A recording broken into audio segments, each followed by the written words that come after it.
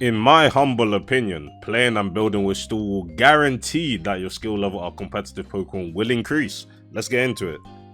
Stool is often criticized by the casual competitive singles player base because, let's be honest, Stool is very annoying to face when you lack the tools to actually take it down. This inevitably leads to tilting or getting angry that you're facing Stool, which has led to people doing actions such as timer stalling or just straight up forfeiting if the game has crossed a certain threshold or turns. Some even say Stool takes no skill, but that is objectively incorrect and also just a form of mold. What can I say? I'll be going into why Stool does take skill, but most of the people watching this video will hopefully already know this to be the case. Throughout my competitive Pokemon career starting in Generation 6, I've always been pretty much a HO merchant. I find it the most fun to play offensively using strong and powerful Pokemon. I love my weather, I love my screens, I love my Trick Room. Carbink is the greatest of all time after all. Of course, HO isn't the only form of offense. Many formats I've played ranging from Gen 7 PU to BDSP lower tiers and most recently even Gen 6 UU and RU. Bulky offense aka BO has its place in my heart because I'm a massive fan of vault turn structures where you just have 2 slow pivots in addition to strong wall breakers. I'm mentioning all of this because Stool was hardly something I really ever considered using.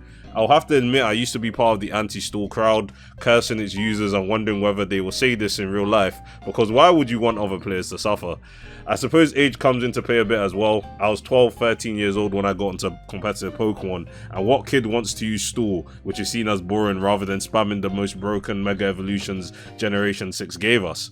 In any case, a good period of my time playing the game, I didn't use Stool, and the few attempts I did use it, there was the skill issue of building and playing, distancing myself away from the playstyle more and more. But this wasn't a good thing. Sure, I saw general improvement at my playing ability, but I could only really pilot HO efficiently. Playing defensively was just not something I could do. Playing defensively does not imply stall or balance 100% of the time. I could make predicts and double switches, make sacks and even use protect when utilizing HO, but the core problem was my inexperience with balance and especially stall. This was an issue until we reached the greatness of the first tier that I decided to build Stool seriously to great success, and I used that team to complete my first ever suspect test, and this format is none other than BDSP RU. BDSP defined my Generation 8 competitive experience while it was the current gen, and despite its short-ass lifespan, I saw many improvements in my general play and team building skills, and BDSP RU was the main catalyst to this. This tier is not particularly difficult to get into. If you play Gen 6 RU and even Gen 7 RU or NU, this tier is not all too different in terms of what Pokemon you have access to using and what team structures you can use, but in general, I can summarize BDSP RU as having some strong as fuck offensive threats, but it also has solid defensive Pokemon to keep them in check. After the tier started to fully settle after the bans of Kingdra and Venomoth, which I made a video on at the time as some of the most broken Pokemon I've ever used in the format, Exploud was the next Pokemon on the chopping block. Exploud's Boom Burst was of course a nuke as it's always been since Generation 6, and due to BDSP lacking heavier light, not even Chansey was a consistent answer to it, so of course we saw suspect tested Exploud. Unfortunately, it didn't get banned, but going into the suspect test, there was a massive problem. The first problem was that the ladder was really inactive. If I wanted to get suspect test Rex for Exploud, I would need to make sure I had a very consistent team.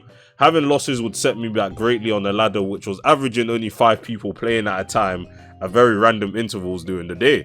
So I brainstormed and I came to the conclusion Stool was going to be my best bet for achieving Rex. The good thing about this was building Stool really made me realize what the tier had to offer in terms of defensive pieces that a Stool team would require, and you also gain the insight into realizing which defensive pieces would slot in order to handle the threats in the tier at the time. I already mentioned Chansey was available on the tier for walling the special attackers like Nidoqueen, but we also had Gramble, which was able to check Absol and Gallade. Gramble also possessed Heal Bell, so my other Pokemon will not be poisoned by Toxic. It's all good explaining the dynamics of BDSP RU, but let me show you guys the team in question. As you can see, I have Vaporeon, Chansey, Gramble, Sableye, Nidoqueen and Skuntank on the team, and this is a team very special to me since, as I mentioned before, the Exploud suspect test was the first time I ever completed the suspect test.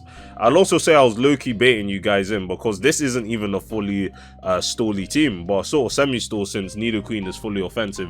I realized in BDSP RU, since the tier is very balance-centric, Stall can't get away with having no breaking power whatsoever, or else how else would this team beat stuff like Registeel or Venusaur? Nidoqueen is basically the second best Pokemon in the format and threatens all sort of Pokemon. Even Chansey does not like taking life or boosted superpower and is not even that frail. Nidoqueen, of course. Vaporeon offers the biggest wish in the game and is also my Nidoqueen check. Chansey would have been enough, but of course no Eviolite means its physical bulk is non-existent, as I mentioned before with Superpower Nidoqueen, and Vaporeon takes every attack from Nidoqueen well, even Thunderbolt. Granbull plus Sableye makes sure no fighting type ever really pops off, and the format handles Absol, the best Pokemon in the format. Lastly, the team needed removal, and I didn't want to add Hitmontop or any other Rapid Spin at the time, and I felt Skuntank gets the job done. And even now, with the drops of Espeon and other special attackers into BDSP RU, Skuntank is pretty much a hard counter to Espeon, so it was a decent add to the team. This team taught me patience above all else and understanding the dynamics on how offense versus defense was going to play out in BDSP RU. I believe keeping a level head at all times is one of the best qualities when playing this game, because Stall does not appreciate getting haxed. For example, one of my defensive pieces needed to recover but crit kills them and you're put behind very quickly.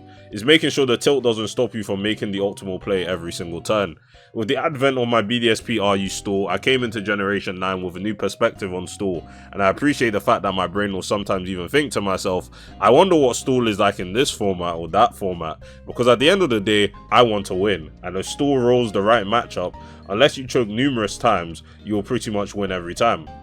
But today's message to you guys watching this video, if you enjoy using Stall despite the negative image behind it, continue using it, you're doing something right, and if you hate Stall, use it and realize that is as much of a great playstyle to use as any other, and who knows, if you're stuck at a certain elo in a certain format, Stall might just get you out of it.